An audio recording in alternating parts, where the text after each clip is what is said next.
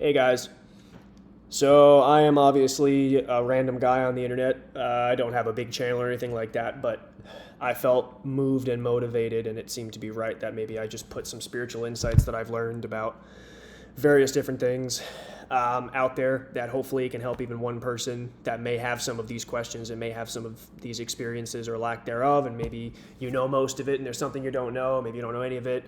Maybe you think I'm a schizophrenic, but I don't have any mental illness or anything like that. For anybody who may think that, because I'll be getting into some interesting things here that are covered in other places, but I haven't heard them covered from the perspective and with the particular insights that I have, and through various different synchronicities, dreams, etc. It just seems like maybe that I should post something like this out there, and if it's God's will to get out there, this random guy in this random channel on his MacBook Pro at 6 p.m., then hopefully it can help at least one person. So I don't know if, this is not a professional operation, so I'm just going to start talking and go through some things that I've learned, and hopefully if there's a better order that I could have structured this in. All right. So starting out, I'm sure anybody who's watching this video has probably watched other videos about it's all about love.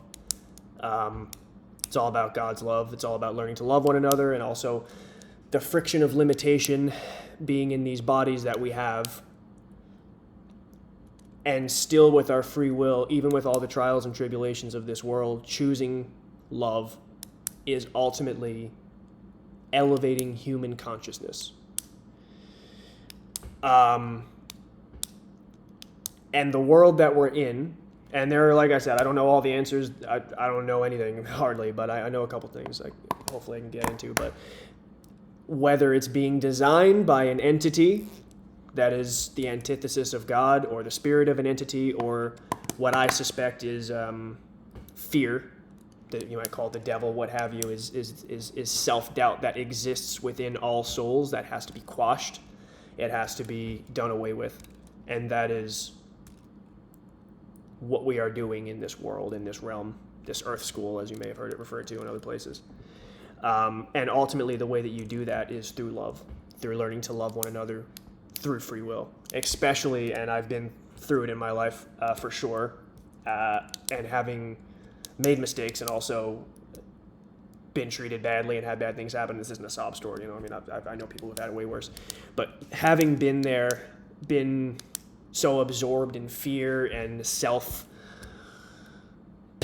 or whatever you want to call it, the world kind of wrings you like a towel and then spits you out and all these different things. And still to be able to come back and have love in your heart and come closer to God, I think is the ultimate goal, which I think is one of the reasons why you'll notice that older people tend to be more loving and more understanding and compassionate and forgiving, is because they've been through it, and they ultimately get to that place in their life. And not all of them, but a lot of them get to that place, most of them get to that place where they realize that's the most important thing. Especially after you've done all the crazy stuff as a kid, it's like, okay, well, what else is there? What's the most important thing? And if you really dig down deep, you realize it's about love. That's the only thing that really gives true meaning to things. You may think a cool car, a cool house, status symbols, Gucci watches, and all these different things. And, I can tell you, I have, not to sound like, I mean this for the purpose of teaching that it's not important, as I make good money and I have nice things and I have the ability to have much nicer things. It's so empty. It's so empty. And that's why some of the richest and most powerful people in the world that have at all, success, are the most depressed. And no matter what path that you take in life, it always leads back to whatever path. You could be a straight up atheist, but it always leads back to the most important thing being love. And I know many atheists that, that they either don't want God, or they don't want the version of God that they think God may be, or they just don't know. They're agnostic, what have you. But they still find love. They have children. They love them dearly. And they think it's just hormones in the brain that are created. And even still, they have that love. And you're closer to God than you think when you're there. And that's the most important thing. But again, a couple of things that I wanted to cover. I doubt I'm going to answer every question in the universe in one video. I certainly don't have the answer to those questions. But I know some things. And so let me look at my notes. So one of the most important things that I've personally experienced. I'm a relatively young guy. I'll be 30 next year. I may look younger than that, but I'll be 30 next year. Maybe I'll look older than that, depends who I'm talking to. But is being pulled into that materialistic world, being pulled into fear. And most fear comes from programming that you did not have as a child. When you're born, you are a pure soul. You are gunk-free, right? Fear, social conditioning, and you would be surprised. And the older you get and the more you look into it, just look into social psychology, look into programming, but you really don't have to look outside of yourself that much. And you've probably heard that before as well. Look inside yourself. When you were a child, did you care that much about having a yacht or a jet? Maybe you liked toys and you thought they were cool. Or did you care more about being with your mother? Did you cry if you were separated from your mother? Did you cry if you saw injustice? If you saw Bambi get killed, you cried uncontrollably. I did when I was a kid. Fast forward through time, through social conditioning. Oh, you should make at least this much money. Oh, you should be at least this or that. Or, for women, you should have a man who makes this much money. And for men, you should be an engineer or a doctor, and you should be 6'6" and whatever. And over time, very slowly, and it's so slow over time, it just gets to you piece by piece by piece. And then before you know it, you forget all about that love. And it's not that it ever goes away. It never goes away. It just gets gunked. And I've heard this said in other videos as well. It's like you have this white, pure mass of love and light, and then you just throw mud on it. You throw gunk on it. And it's extremely sneaky the way it happens.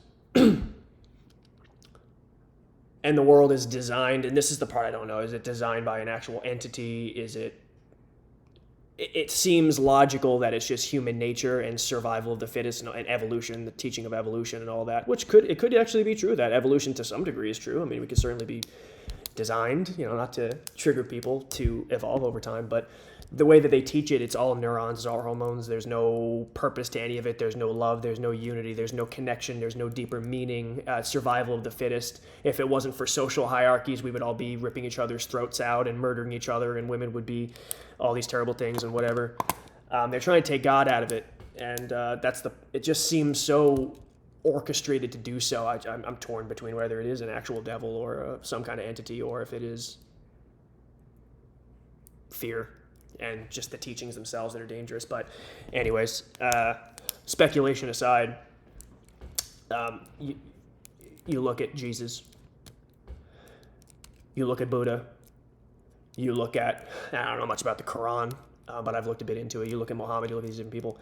They had teachings that were not only very specific to humanity and whose ideas were all lined around love and unity, but you also have them in geographic locations around the world perfectly in such a way that there's pretty much no corner of the earth that this information is not being conveyed somewhere, somehow. And it's the same message. In this particular section of the world, they talk about camels and all these different things because it's applicable to them. But when you go to another section of the world, but whatever the semantics of everything, the underlying messages of love. Jesus talked about the kingdom of God is within you. And I'm not claiming to be a Christian or what have you. Jesus never said the word Christian ever. It was never about religion. It was about following the way of love, right? But I was raised a Christian, and I know the Bible. There are people who know it far better than I do, but I know a thing or two. The message is about that unity, right? And he says the keys of the kingdom are within you. What does that mean? Well, best I could figure, we are absolutely sparks of God. We have a light inside of us that is inextinguishable. And fear is the antithesis of God. And whether that fear is an actual devil, an entity, or what I believe to be fear is something that is socially conditioned, that happens over a very long time. And I'm not talking about like fear of falling or whatever, that's just logical. Social rejection, material fears, fear of what happens after you die, things like that distract you. And they are literally the exact opposite of God. God is divine light and love, and there is no room for that in the higher realms. And hopefully I can get into a little bit of this in this video of kind of some things that I've seen, experienced, and or done a lot of research on, and I'll actually put I'll cite some of the some of at least the broad websites of different things that I've seen. But anyways, I was raised Christian, and I had doubts about various different things, about the Bible, or maybe some contradictions or what have you. And combined with just being, a young, insecure kid and just chasing the bag, chasing money and all of that, I ended up getting the bag, getting money, making, whatever, and having nice cars and all these different things. And all of a sudden I realized how hollow everything was. You had everything that you've probably heard this a million times. You're probably tired of hearing it, but I just want to bring my perspective, because I've not heard it given quite like this, and I just hope I can convey this correctly. Long story short, I was in a very bad place in life, and I just didn't really know what the point of most things was. And I reached out to God, and again, it'd be a very cliche story, but I didn't really believe necessarily that I was going to hear anything back. I reached out to God, and I literally just said, Jesus, if you're real, God, if you're real, reveal yourself to me. And I was kind of hoping that I'd get a knock on the door at that exact moment, but that's not what happened.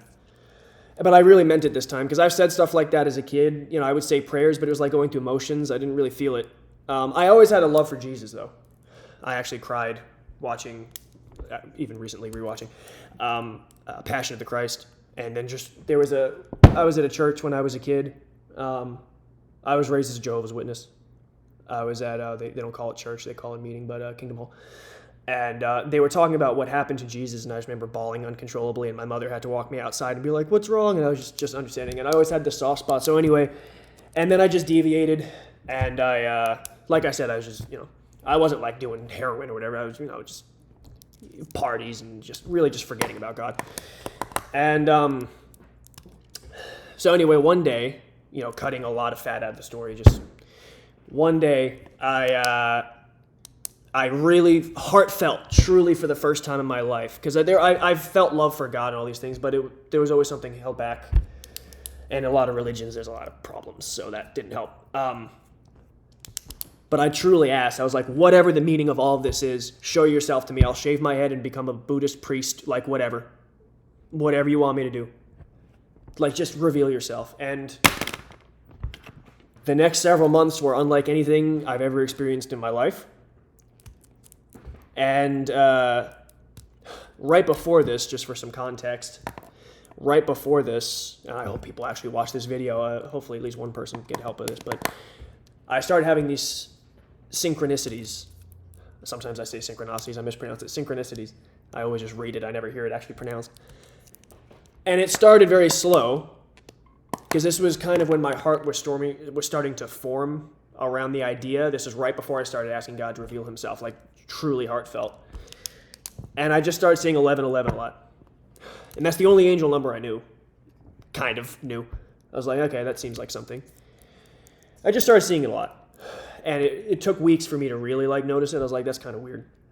I'm not just talking about I was secretly in sync with the clock and I was just looking over at that exact moment and it's just neurons or whatever. No, I'm talking about I would open up the stock market and it would be up 11.11%. I would get a text message at 11:11 from an automated system. I would open up YouTube videos and it would say 11:12. When you open up the video, it would be 11:11. I mean, I would go into the mountains to visit my family in the middle of absolutely nowhere, no billboards. I mean, I'm talking about secluded, X-Men Origins Wolverine in the beginning of the movie, that kind of level.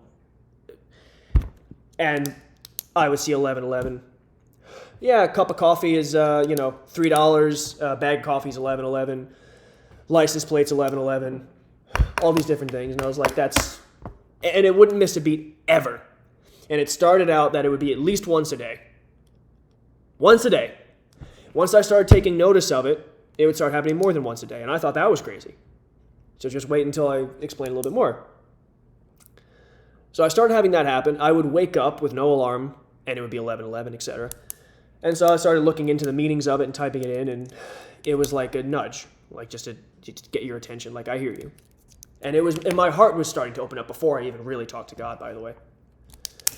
And my whole life I've had some crazy spiritual experiences. When I was a kid, I saw these entities that were like completely neutral. It was a weird sense of neutrality that I didn't experience. It's like an additional sense that doesn't exist in the physical. I don't know how to describe it, but and I kind of forgot about that, but until later in life.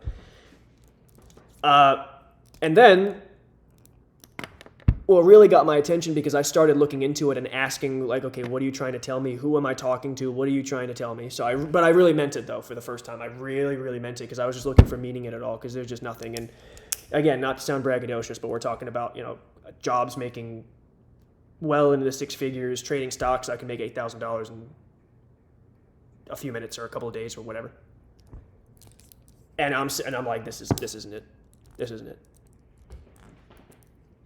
And all of a sudden I started seeing it, but it opened something up in me. I was like, okay, maybe I'm a schizophrenic, but what are you trying to show me? Then, and this is gonna sound crazy to some people, and if this actually reaches people, I'm sure there's going to be plenty of people who are going to think I'm a schizophrenic or something, but I would have thought that as well 10 years ago without question, or at least thought you were like a hippie kook or something, but you just kind of have to experience it. But I had a townhouse at the time, and I was laying in my bed, and I can't sleep with bright sun. It's very difficult for me to do. And this was my house, so I wanted to make sure it was to my comfort level and whatever. And I have blackout curtains on the windows, and behind me is a forest. There's nothing behind me. There is no source of light that is going to be able to come through that window at all. None. I mean, during the day, maybe the sun will like crack through a little bit, but certainly not in the absolute middle of the night, right? And this happened twice. And the first time, I was just sleeping. I was completely dead asleep. I don't know if I was dreaming or whatever. But I woke up. And when I woke up, there was a creature that, if you know what a cicada is, it looked like a cicada. And every time I picture it in my mind, looking back at the memory, I see it as both a white light or a golden light. It was one of those two. But in the room, in the pitch black room, with a blackout shade and everything, where only the tiniest bit of sun can even get in there, so even in the dead of morning, it's not that bright, just a little bit of light. You kind of have to turn the light on if you really want to see. There was white light, like an alien abduction, blindingly bright white light, and yet I could look right at it. I could look right at it and nothing. And at the time, I was not an early riser. So, I mean, if you so much as turn like a kitchen light on or something, I'm like, turn it off. In the middle of the night, if I were to look at something like that, it would be unbelievable. I wouldn't be able to open my eyes. But it was lighting the entire room up from pitch black.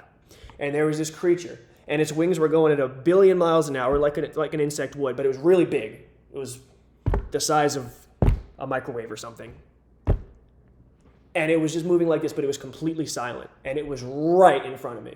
But because I was waking up in that moment, I didn't, I couldn't process it quick enough, so I thought it was a wasp. And I didn't even think about the fact that it was made of pure light, but I'm just waking up and I jump up, I go, wasp, like this. And in that same moment, like I said, it's blindingly white light. I don't remember if it was golden or white, the cicada, but the light in the room was blindingly bright. And yet, because I know if it was like an actual flashlight with a lot of lumens, I would not have been able to look at it without like going like this. But I could look at it no problem. And I just jumped up and I said, wasp, like this. And when I did that, it went away. And you might think, I was in between a dream state or what have you. I roll over because my phone is face down off the bed frame. I can't see it. There are no clocks in my room. Like I said, I need no sources of light when I'm sleeping. I'm like ADD about that. I need to sleep in pitch black where possible. No clocks.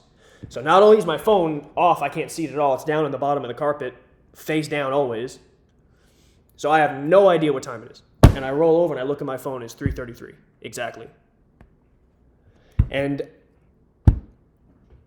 I said, that's weird, because I looked into 11:11 before this. I started looking into it, and then I saw there were some other synchronicities, and I had seen that there were people who wake up at 3:33, and that was significant. And I never dreamed that was going to happen to me, never. And then, within maybe a couple of weeks, I don't know the exact time frame, but it wasn't too long after that, something very similar happened, where I also saw light. I believe it was a large amount of light in the room. But either way, I woke up and it was also 3:33 again. I believe that's what happened. The first one I remember 100%, but something very similar happened again. I want to be completely honest with what happened. It was something like that, but the same thing happened again, and I think it was 3:33. But I started seeing a lot more numbers after that 11:11. But this is just how it started. Fast forward a while, and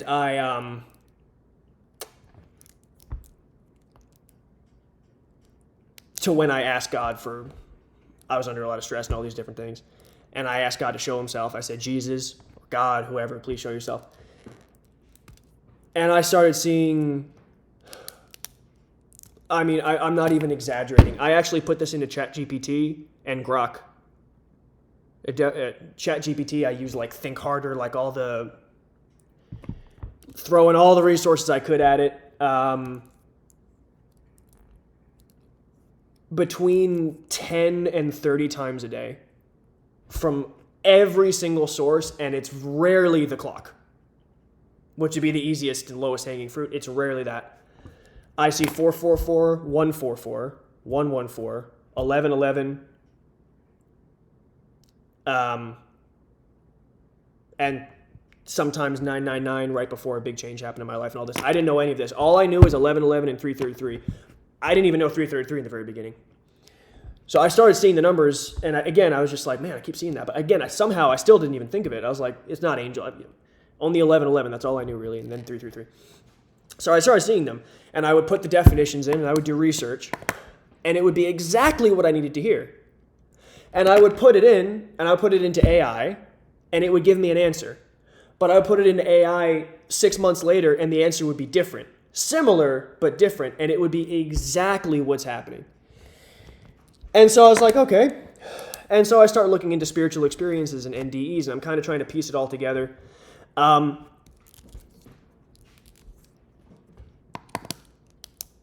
all of a sudden, I realized how far I had kind of drifted from the path of love and the path of light.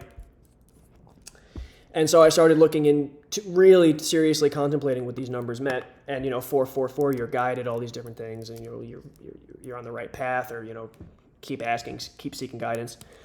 And then I started noticing 666 a lot, which for anybody who may be super Christian, you might think it's the devil, but spiritually speaking, the consensus is pretty much universally that means you need to realign your thoughts or you're doing something wrong.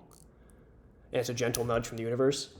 And I would only ever see it when I had negative thoughts, fears, whatever.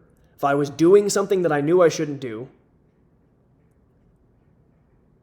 or in times of high stress when I would focus on the wrong things. And only ever then, with no exception. I think there was only one time I saw it and I didn't know why I was seeing it, and now I realize looking back that the reason was because I was focused on the wrong things. Then, and I'm cutting a lot out of this story, by the way. This is just my testimony. This is what happened. And I don't like the word testimony because it sounds like a preachy faith story that just somebody's making up. It's not. I mean, I could be doing anything else right now, but I'll get into the reason why I feel like I'm being like screamed at by the universe, but in like a loving way to just put it out there. Fast forward a good while, I guess. And through a lot of research and different things, I consciously noticed that I would never see other numbers. I would never see 777 or 888 or any of these numbers that had very specific meanings, and you would only ever see them when you're perfectly in line. And I was apparently very much not perfectly in line, but I was on the right path. These numbers were saying you're on the right path. But I never saw 777. I was like, man, it would be great if I saw that. And this went on for years. And by the way, I can't stress this enough. I started to explain that I put this into AI, the statistical probability of this. The answer, and feel free to check me on this. What are the chances of seeing 144, 114, 444, 1111, whatever, between 5 and 30 times a day without missing a beat, even when you're in the absolute middle of the mountains? Or you're at the beach, whatever, without missing a beat, ever, for at least 3 years. I put it in multiple different search engines, machine learning, AI, all this. I'm a tech guy. I'm a tech consultant, all these different things. I know how to maximize the potential and resourcing power of the best computers that you have access to on this planet. Every single one kept trying to tell me, no, that's not possible. You're saying it wrong. You're using a generated script that runs at a certain time, or you have a poster of 1111 on your wall and you're just looking at it when you need to look at it. It's a mental crutch. No. I'm talking about within 2 seconds of me waking up, I open up my phone and somehow 444 is there somewhere. It's not just the stock market. It's the amount of I'm looking at my screen right now on my TV, and there's a video by Tyler Childers. I listen to this guy all the time. I never saw it before until right now. It's perfectly timely. 777,000 views at the exact moment that I was thinking to myself, should I make this video? And everything else is lining up in my life in ways that are incomprehensible. And if you told me 10 years ago, I would say, that's not me. That's not me. There's no way that's me at this point in my life. There's no way I'll ever get there. But anyway, I digress. So I said I never see these things and nothing ever happened. And a long time went on. I never did. I never saw them. There's probably only one time that I ever did see them prior to what I'm talking about now. And it was when I had a moment of clarity around that time when I was really thinking about love and all these great things. So anyway, God was revealing himself that way. But you know how he really revealed himself? I had an experience there when I was in Georgia, without going into too much detail, and I didn't cause this to happen. I was just going to a gas station after I had visited my brother. I have a brother, very close. If you watch Naruto, we have a joke, he's like Itachi, I'm like Sasuke. He's an older brother, very close. And we had a stupid argument. It was so stupid, such a stupid argument. And it was about, I don't even remember what it was about as I'm saying this. I'd have to think really hard to even remember what it was about. That's how stupid. And we were like this growing up, We'd butt heads when we were kids, and then we just ended up becoming very close. And even then we were close, but anyway. And I left because we had this stupid argument. And I was driving my car, and I went to a gas station out there in North Georgia. And there was a guy there, a gentleman, who was affiliated with a gang. And I have nothing to do with any of that stuff, right? I'm literally there to pump my gas. And it was late at night. And long story short, there ended up being, he literally directed me to his SUV where he had what appeared like an AK-47 or something. And without saying he was going to shoot me, it was very obvious that he was going to shoot me. And maybe I was a little bit of a smart aleck in my response to some of the things he said, but I wasn't doing anything too crazy. But anyway. And I'm not even just saying this to sound cool. I'm not trying to say this to sound egotistical in any way, shape, or form, because that is the exact opposite of the point of this entire video. You don't even know my name. You don't know anything about me. Like the people watching it, you have no idea. So what do I have to gain? I'm not monetizing this video. Okay? I thought that there was a better chance than not that I was going to get killed right then and there. And I had no fear. I'm not even joking. I had no fear of the death itself. The fear was that I had an unresolved problem with my brother. And they try and say evolutionarily, no, it's just for social bonding and all this contact and all this nonsense. Where's the evolutionary in that, the evolutionary development of me not wanting to die because my brother would feel guilty if I died? Because I know him. Even though I was just as much at fault as he was, or maybe more, he would feel guilty that he let me leave. And that is what I thought about. And I thought about my mother, and I thought about different things, but really my brother mostly, because we had this unresolved thing. And my mother and I had our differences or whatever, but that's what came to mind in that moment. And looking into this later, I realized all these people that are on their deathbed and they're crying over their grandmother who's dying. Where's the social utility in that? She's of no evolutionary use anymore. She can't give birth anymore. She can't protect you anymore. Why do you love people who have already died? There's a movie called Interstellar. They talk about that. It's not evolutionary. This was a moment of what I can only describe as selfless love and empathy, and I'm not patting myself on the back right here. This is selfless love and empathy that does not exist anywhere else, and it was a taste of God's love. And this happened before I had actually reached out to God, by the way. This particular experience, before I really heartfelt reached out to him, but it was a taste of it, and I think it planted a big seed, but anyway. And after the event, I sat in my car, and I literally changed my entire mind. I went back, we resolved things, but I sat in my car and I sobbed for a really long time. And it was not the fact that I almost died. I couldn't care less, honestly. I really couldn't. It was that I almost left my brother with this unresolved thing. As stupid as it was, like, so stupid. I mean, it would be like the equivalent of arguing over, like, who gets a Snickers bar. I mean, it was like that stupid. I don't even remember what it was. Then fast forward, and over time, I had a job at the time that was a good job on paper, but, you know, it was pretty, the company wasn't the best, and there was a bunch of stuff. And I was just stressed out, but I was overly stressed out. I was stressing myself out more than I needed to, because I was just too involved in the worldly and all these things. And so, fast forward after a while, things ended up not going well with that job. I just wanted to get out of there. Things didn't work out. And I was in a very dark place, let's just say, without saying certain keywords that YouTube doesn't want to hear, but I'm sure you can put pieces of the puzzle together, and I don't have any problem saying it. And all I could think about, I didn't care about anything. All I could think about was love that I had. And I remembered, I went back to as a child. And by now, I had already reached out to God, and I asked all these things. By now, we're fast-forwarding a little while, a couple years forward, a few years. And I had been looking into NDEs and all these different experiences, which answered a lot of questions, and looking in the Bible more, different experiences. Evolutionary psychology, evolutionary backgrounds. I actually watched on YouTube, there's a Stanford course on, I think it's evolutionary biology or something like that. It's social utility, and how they try to explain how people developed over time and the reasons why people's behaviors may be the way they are. And I watched it from the perspective of, at this point, I knew God was real. I just didn't have some answers that I was still looking for, but I knew he was real. And I was like, they're missing that piece, because they never can actually address how that happens and why it happens and why the structures are the way they are at the molecular level and the way neurons work. And they're finding out that consciousness is not actually in the brain. Even neurologists are saying that. And anyway, so I'm looking at it from all perspectives and trying to piece things together. And I'm in this dark place, and all I could think about was I go back to being a child and this selfless, just purity and love that I had for being in the world, and I didn't want to leave the world yet. And I wanted to figure out a way that I could be here. But something happened when I reached out and I said a prayer to God and Jesus. I specifically said both. At the time, I wasn't sure if Jesus was real, and now I know he absolutely was. And he's an ascended master and a beautiful human being, and I still have a soft spot for him when I think about him. But when I really, really poured my heart out, and I remember there's a scripture in the Bible, in Psalms, I don't remember the verse, but it says, God is closest to those with a broken heart. And I was a broken heart.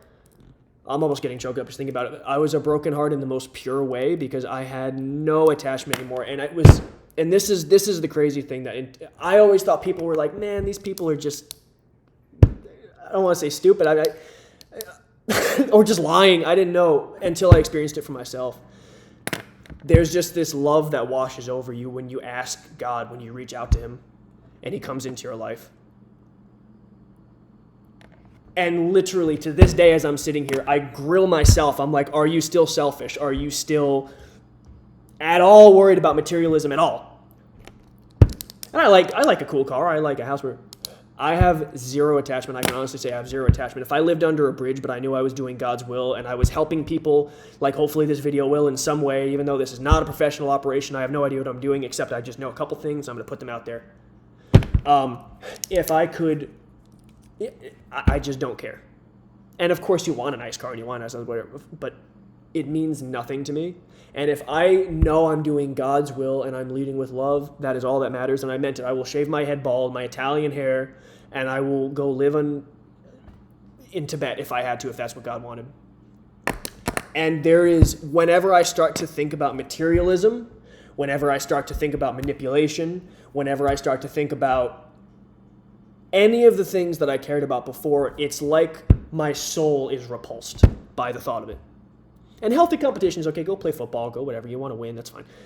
But it means nothing to me whatsoever. All that matters is just have a job, provide for yourself for the purpose of love.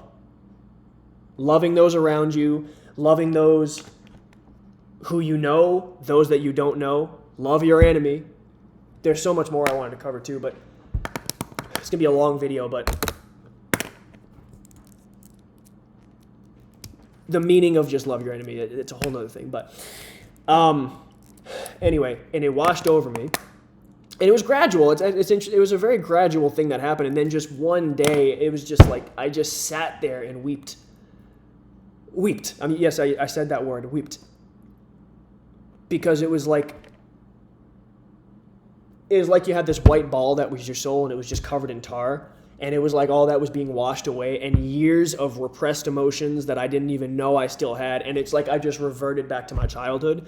And I swear on my life, from that moment on, when I left the house, everything was different. My demeanor was different in such a way. All these I'm a 30-year-old man next year, and all this time, nothing could get through to me. I knew logically that I should do better and I should be nicer, but I had my doubts about certain things, and then I was just full of insecurity and whatever as a kid and all these different things that happen to people, and nothing got through to me until I really heartfelt reached out, and all of a sudden, it was what science would say is impossible. You are who you are and doesn't change or whatever. No. It washed me of all of that. And I am by no means perfect by any stretch of the imagination. I'll go out and make mistakes tomorrow, I'm sure, but the level of effort that I make now to do what's right by others and lead with love, and I don't care about materialism or anything like that. I just want to be around my family, and I want to just spread love where I can, even if I'm not perfect, which I by no means am. It just happened very quickly and sequentially after I reached out, heartfelt. And answers would just reveal themselves. Previous things that I had learned that didn't have any meaning to me back then started to make a lot more sense. Looking into NDEs and seeing that it is literally 9 times out of 10 or so, it is the same message of love. It's everybody's unique experience for them, their higher self and the astral planes kind of creating things and co-creating with God, their particular experience. If you're in the Middle East, you may see Muhammad. If you're in, whatever. But what's the underlying message? Some people see a forest, some people see heaven, whatever.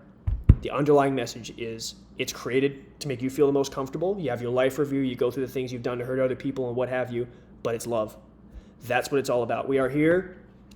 God is this consciousness that existed and always has existed and wants to know himself. And we are his probes, so to speak. We are his light, we are his souls, and we go out and have experiences so that we can bring experiences back to God so he can understand himself and the universe, so he can share it with us. Nobody wants to be alone for all of eternity.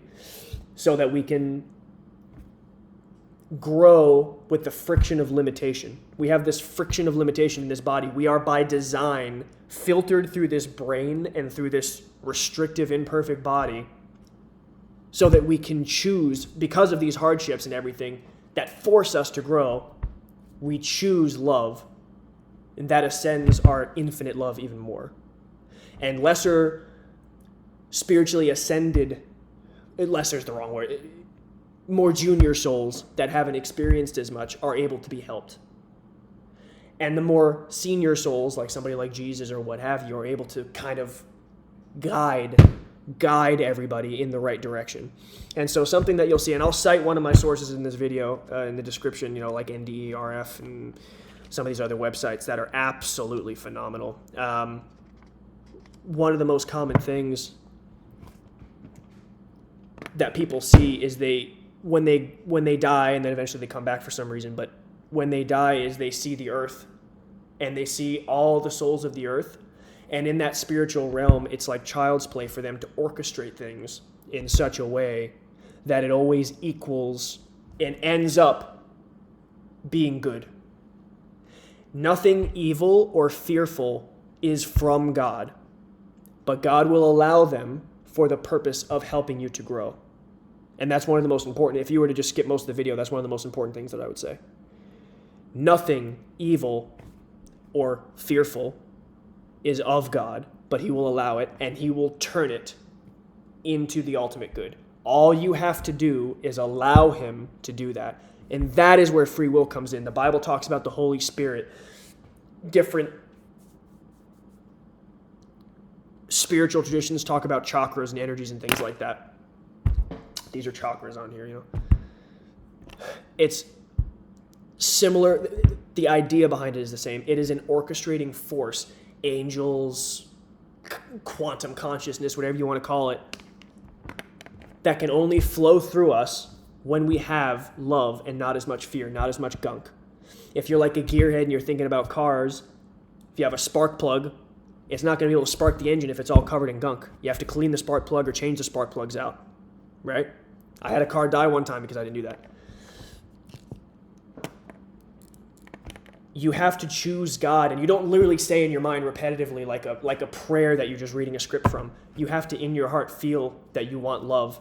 And you have to have gone through these things oftentimes, unless you're a very senior soul or whatever, but you've already gone through it. But so that you realize that there's nothing else out there and that all that matters is love. And when that happens, you make that choice, then guess what happens? God's Spirit starts to flow through you freely and unrestricted. And it's not that God is pulling himself back from you because he's like, well, I want you to lose now. He's not. It's you are making that choice because we're part of God. We have that free will to be able to choose something else. And he doesn't want that. He feels pain when we do that. But when you truly heartfelt come to him, regardless, it could be through Christianity. There's nothing wrong with religion if you're just leading with love. Whatever it is, when you find your way to love, that is what matters. And then his Holy Spirit can work through you. And that is a common thing that you will see across, with all the details being a little bit different. That is the common denominator, is the Holy Spirit, energy, whatever you want to call it, scientifically or spiritually. Allowing that to flow through you is the most important thing, and that comes from love. I'm looking at my notes here too. The world is, whether by design, purposefully by some entity, or through, which it does seem possible, through just logically the way that the world is structured, which was based off of fear and insecurities and all these different things, like corporate competition and social rejection and all these different things, and artificial power that's given to people that shouldn't have that kind of power, and too much governmental power and surveillance and all this. It all creates fear and competition, and what does that ultimately do? It distracts you from love. It distracts you from God, and it makes it, frankly, pretty hard in a lot of cases just to survive. And if you have a hard time putting a roof over your head, you may find it kind of hard to make time for God, or a lot of people do. So that's kind of where I have this one. I kind of wonder if it could be a devil. It could very well be. It just seems a little too perfect that people are deviating from God more than ever, or at least more than ever in recent history, I suppose. And yet I'm also simultaneously seeing more and more people finding God. I'm finding, because I remember 10 or 15 years ago, spiritual channels didn't really get a whole lot of views. I'm seeing spiritual channels with millions of views and oftentimes hundreds of thousands of views. Very often, these NDE stories, spiritual insights, all these different ways. So people are really looking, because more and more people are coming to the same conclusions about love and just looking for a greater meaning. And the suffering that you go through is necessary. No matter who you are, if you're a soul that's been here before, whatever, no matter who you are, you have to go through some kind of suffering. You have to. Because that always leads you to look for the answers. What is it all for? And the only answer that matters is God. That's the only answer that matters. There is no other answer. You're not going to go out and get a boat and be happy. Yeah, maybe you'll enjoy yourself for a while. I mean, hey, who wouldn't? I'd love a boat. Sure. You can go out and, hey, Jeff Bezos, give me your boat. But that's not going to give you happiness, man. Honestly, even some of the most, without naming names or whatever, but even some of the most seemingly egotistical or materialistic people that you see on YouTube, they will even say no, it doesn't buy your happiness. It just buys you security, and then you can focus on what matters, money. But anyway, I did want to say, I wanted to give an experience that I had with what was like hell, basically, and hopefully this gives a little bit of hope and insight into what hell is. So I've read in NDEs, in various different NDEs and stories. And it's very rare, but there are these hellish NDEs. And a lot of them, they weren't actually dead. It was like a hallucination thing. But I had an experience, and I never really did anything like this before. I just took THC gummies. And they were legal, too. I bought them from a website. And I just wanted to see if it would relax me, because this is when I was still searching. I was just looking for anything to make me feel better, and that definitely wasn't it. And I'll tell you a really good reason why it wasn't it in a minute. But And I took them, and I knew you're not supposed to take, if you don't feel something, you're not supposed to take a bunch after that. And I didn't at first. It's like, I feel nothing. So I took a couple more. I was like, I didn't feel anything. And I'm giving it like 6 or 8 hours, the whole day. And so finally, by the end of the day, I didn't feel anything at all. So I was like, all right, well, forget it. It tastes kind of good, so I'll just have a bunch of them. And I knew I wasn't supposed to do that so long as I was feeling it. If I felt it at all, then don't just cram a bunch down. But I wasn't feeling anything, so I was like, well, surely it won't hurt. For some reason, by taking a bunch of these, like Delta 7 or Delta 9 gummies, I think Delta 9, THC gummies, I took, like 20 milligrams or something, and I'm like 6'3" and 200 whatever pounds or whatever, and I had never done this before, ever. I'd never taken a THC gummy in my life. I don't think I had, and if I had, maybe it was like 10 years ago. I don't think I have them. But certainly, if I had, it'd been a decade earlier, but I don't even think I did.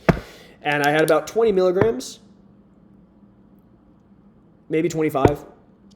And all of a sudden, I started to feel it.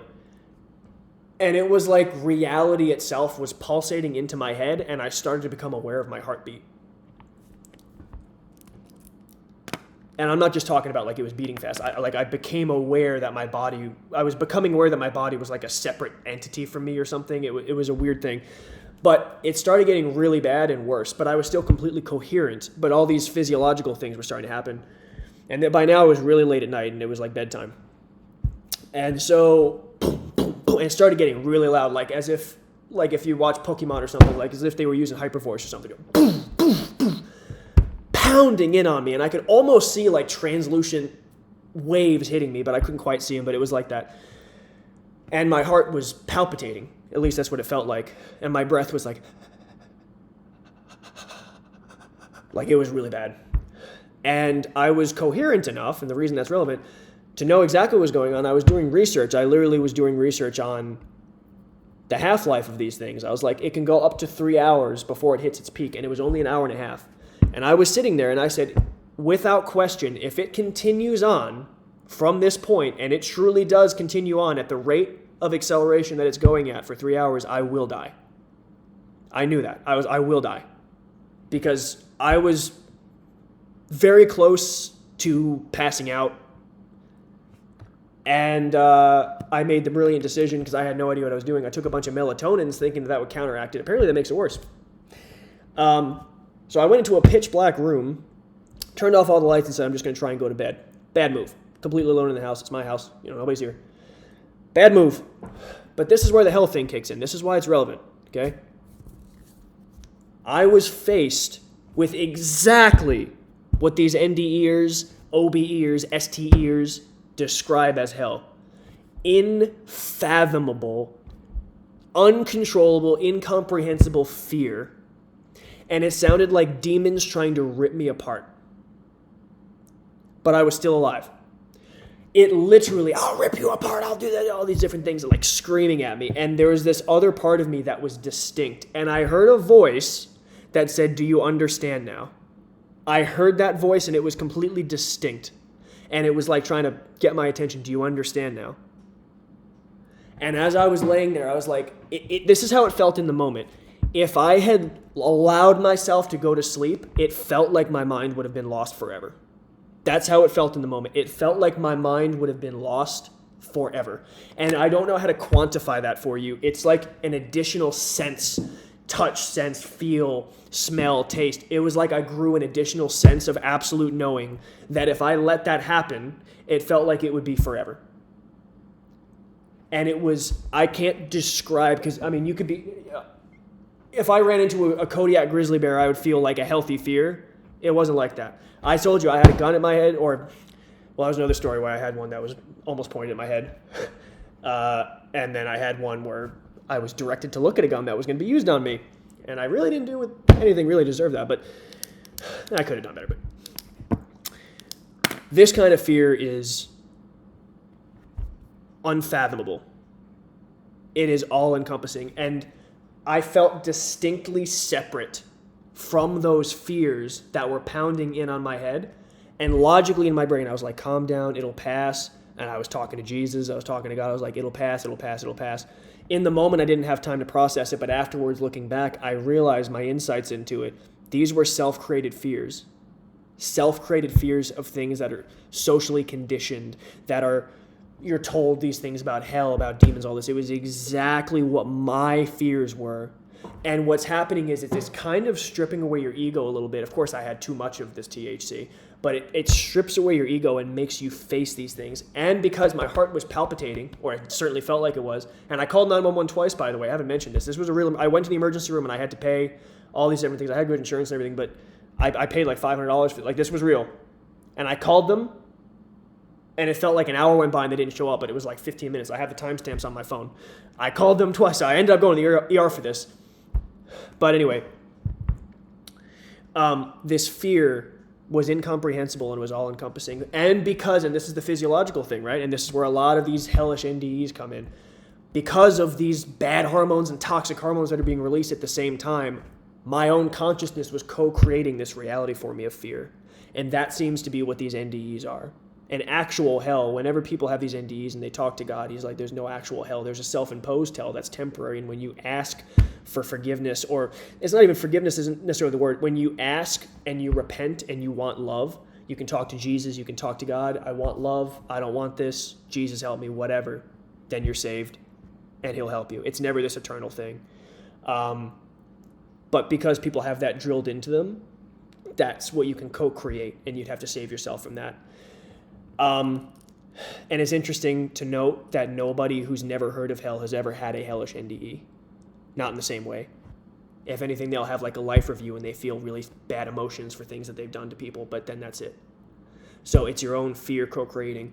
And this is absolutely, I don't know many things about everything, but there are some things I know. This is something I absolutely know. This is one of, and I'm sure there's a lot of other cosmic reasons, but this is one of the reasons that Jesus and all these other beings and all these NDEs, when they talk to God, etc., talk about love. Because when you lead with love, those fears go away. It's the antithesis of it. And that's not to say you can't have fear in life at all. You can, and you will.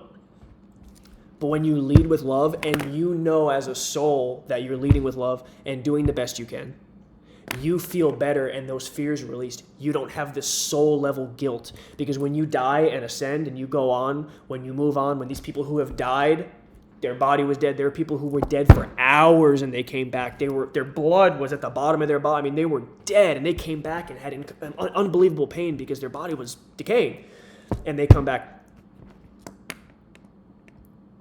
You go into this astral plane where you create what your consciousness is aligned with. And I started to figure this out on my own. And then I started seeing these videos that confirmed it. I was like, okay, this is something. And when you lead with love, you're cleansing your soul, because that is the unifying and binding energy of the universe. When you lead with fear, the really dampened souls that are like gangbangers and all these different things that just are fear-based, no love or anything like that. They always have it in their souls. All souls have love, ultimately. But it's just their soul is so gunked up that sometimes they can create these realities for themselves. And God will save you, and you're going to be okay. And people may not want to hear that, but some famous figures that were considered evil throughout history, even them, God is going to redeem, because that's a whole other thing. But sometimes people don't want to hear that. But it's your own guilt. It's a self-imposed prison, and that's another common theme in this thing. So these are just some of the things that I've found and I've noticed. Some insights that I have, and like I said, I by no stretch of the imagination have all the answers, but there are some things that I do know that I can help with, and some things that I've experienced. And because of we're here to learn, experience, and to love one another and raise infinity, raise the infinite love of God. Right? You come in, and this is my theory. I know for sure we are here to love. And we are here to cleanse the world of fear, whether it be orchestrated fear by a bad entity, or it just be something natural that every soul has to overcome before they become more like God. But regardless of it, we are here to do that. But I have a theory, and this is supported by a lot of, I believe, I even saw something mathematically. They say that this is a theory that they're starting to see, but also in a lot of spiritual insights, is if you're a soul and you start with this much love, and you have all this friction, it gets gunked up and covered in black tar, so to speak, and you, with your free will, you still choose to lead with love and have respect, even though you may make mistakes and what have you. the gunk gets removed, and I actually think that soul gets bigger and there's more love. And that's one of the main purposes of what we're doing here is we're expanding infinite love because, and this is what I was saying, there are some studies, and it was more mathematical, but there are different varying degrees of infinity. And in physics, they're correlating a lot of things mathematically with like astrophysics and all that stuff. And if you take infinity, if you take a fire hose that's connected to nothing and it shoots out water infinitely, you can turn the pressure up, and it's still infinite, but it's a higher pressure. I think that's the case. If not, then at a very minimum, we are absolutely here to love one another and to lead with love and to grow and cleanse this world of fear. Because Earth School, for anybody who's familiar with that term, is, they say, the hardest or one of the hardest schools to be in. And when you're here, you're really put through it. And ultimately, this particular world is so messed up. It's so messed up because there are other worlds and other dimensions and other places that we can learn, for sure. But this world is so messed up that my theory is it's unnecessarily difficult. So we have to fix it because there are a lot of times due to free will and fear and different things that we experience more than we actually need to grow, and it just delays our growing process. So I think God is working to try and cleanse that as much as possible, to either bring the world to be perfect, which is to where the earth and heaven are one, where there is actual perfection here. Animals aren't killing us, or they aren't killing each other and all these things, because that's all born of fear. Or it's at least a better world so that people can come and still have emotional trials and tribulations so that they can grow, but it's not as bad as it is now. Because, let's be honest, I'm only 30 soon, and I'm seeing how much worse things have gotten in the last 30 years. It's unbelievable. I was in New York for 9/11. I'm from New York. Pretty sure I could see the smoke. I was like very young at the time. Everything changed after that. I think that was one of the main things that happened. The world is just unquestionably getting worse. There's just no question about it. And I'm very fortunate because of various different things and hard work and whatever. But a lot of it is also, there are a lot of people who also work hard and they don't get opportunities. So there's luck involved in everything that I don't have to worry as much financially. And there are people out there that do. There are people out there that don't have parents that they can go live with, or friends that they can crash at their house, and they don't have money and whatever, and they're making insert X amount of money here, and they can't even make ends meet. They can't have rent. I don't want that for you guys. I don't want that for anybody. I don't want that for myself. I don't want that for anybody else. It's a terrible way to live. It's literally designed to distract you from God and God's love. It's disgusting. It's horrible. And then you look at the politicians, and this other thing that happened when I talked to Jesus and I talked to God, and they cleansed me, was that I can't hate. It's not in me anymore. That was something I had before. I don't know how to describe what hate would be for me before, but it was possible for me to hold grudges and just be angry at somebody. If you screwed me over or something like that, I'd be angry at you, and I could hold on to that for my whole life. It's impossible for me now. It's gone. There's no scenario in which I can have that. And I've been through I've had some backstab, and I've had really, really bad stuff happen, okay? And I just can't hate them. Maybe you get pissed off in the moment. I don't want to give unrealistic expectations that I'm like Jesus or something. Nobody is. But absolutely, it's impossible for me to hate. And so when I look at the politicians, I'm like, they're just doing the best they can, and they're just getting caught up in the world, and they're making mistakes, and they probably know they could do better, but are they evil? Is the lion evil? What's that movie, Interstellar? Is the lion evil for ripping apart the gazelle? I don't know. But the point, or maybe there is an entity that's controlling some of them. The opposite of the Holy Spirit. In the Bible, it talks about Satan. Everything that Satan does is the opposite of God, trying to imitate God, but he can't create. So is it actually something that's being orchestrated by a devil? And when I really looked into these answers, and I'm talking about from here, from the heart, I looked into these, I'm really talking to God, like, please just make it abundantly clear. The answer that I got through all these synchronicities, and I would have these videos pop up that are stupid specific. I'm not talking about like tarot where they say, you're going to drink water at some point in the next 7 days. Oh, I drink water, it's crazy, she knows what she's talking about. I'm talking about, I had the worst emotional pain and closest to, whatever in my entire life. And an exact video pops up at that exact moment, and it's got 777 on it. Or it's got 1111 on it. I'm not even talking about like in the thumbnail necessarily, maybe, but even the views, the amount of views that it has by sheer chance would be like 111, 1111, or whatever I needed to hear at the time. And it would say, God is closest to those brokenhearted, and the trials and tribulations you have are empowering you for something that you wouldn't have been able to handle before. You're reaching out, your angels have seen your tears, all these, I mean, so specific, this exact thing. Your career is going to get better, your relation, whatever it was that I was going through, it was hyper specific, and the synchronicities that come along with it. And I'm not exaggerating.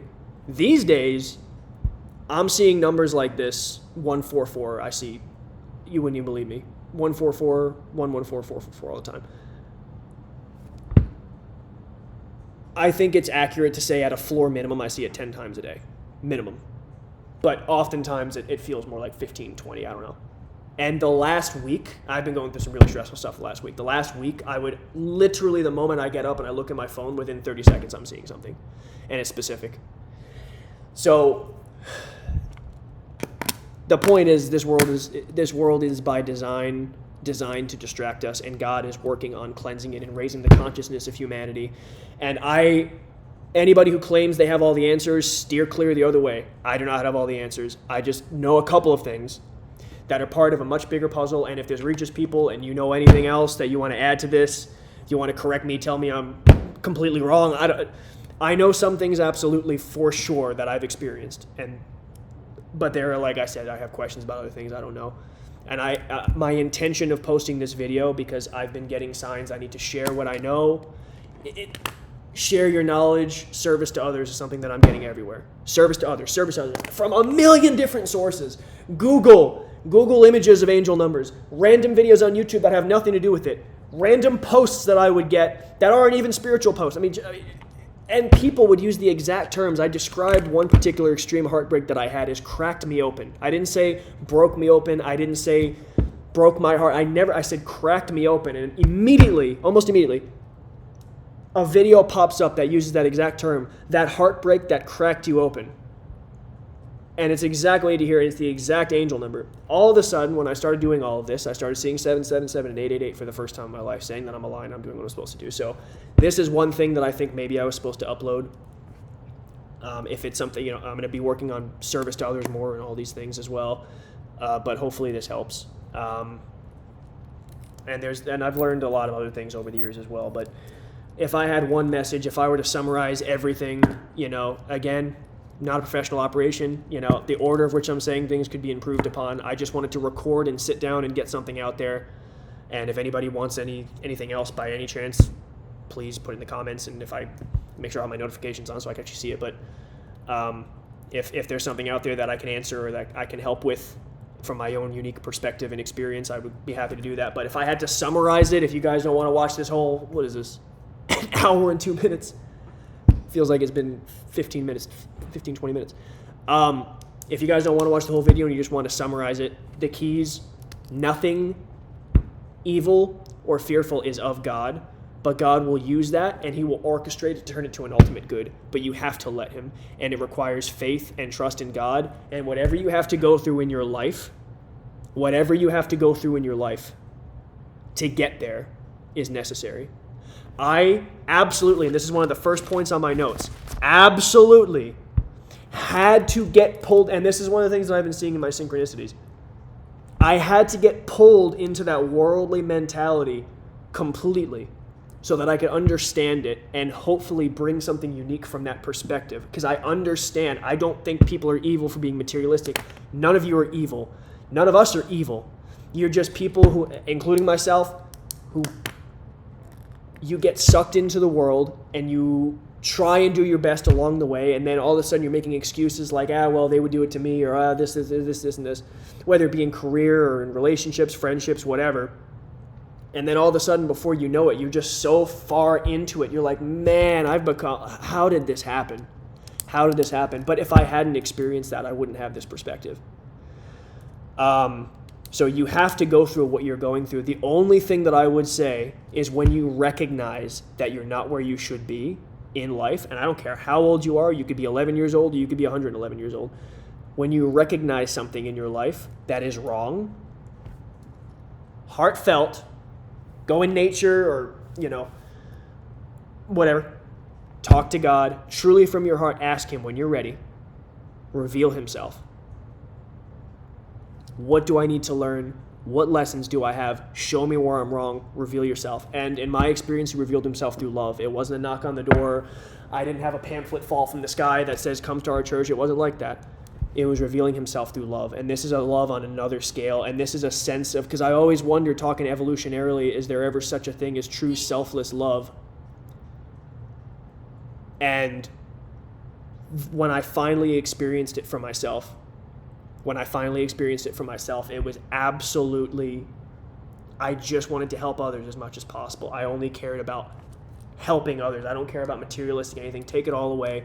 Love for others, including loving your enemy. And you have to love yourself as well. You have to get rid of all your fears, because when you love yourself, we're all mirrors and images of God. We're all his souls, his probes, whatever you want to call it, probes going out in the universe. But lead with love, and when you do see something that you need to work on, ask God. He will help you. He will guide you, and he will reveal it, but you have to be aware of the signs. And if you see something you don't like, because you probably will, you'll probably see something you don't like, an answer you don't like. Maybe you're in a bad place. Maybe you give up a job that's not good for you. Maybe you're in relationships that are bad. It may be tough. But just trust God, and it will always work out. And you may get into some, take it from experience, you may get into some low places where you're in a bad mental space. And, oops, the phone almost fell. And God didn't abandon you at all. It's when you're in those spaces where the most growth happens. It basically cracks you open. And it makes it all worthwhile. So, but anyways, hopefully this video helps you guys, and if anybody actually watches this, and if I think of anything else to post, I will. So, love you all, and good luck.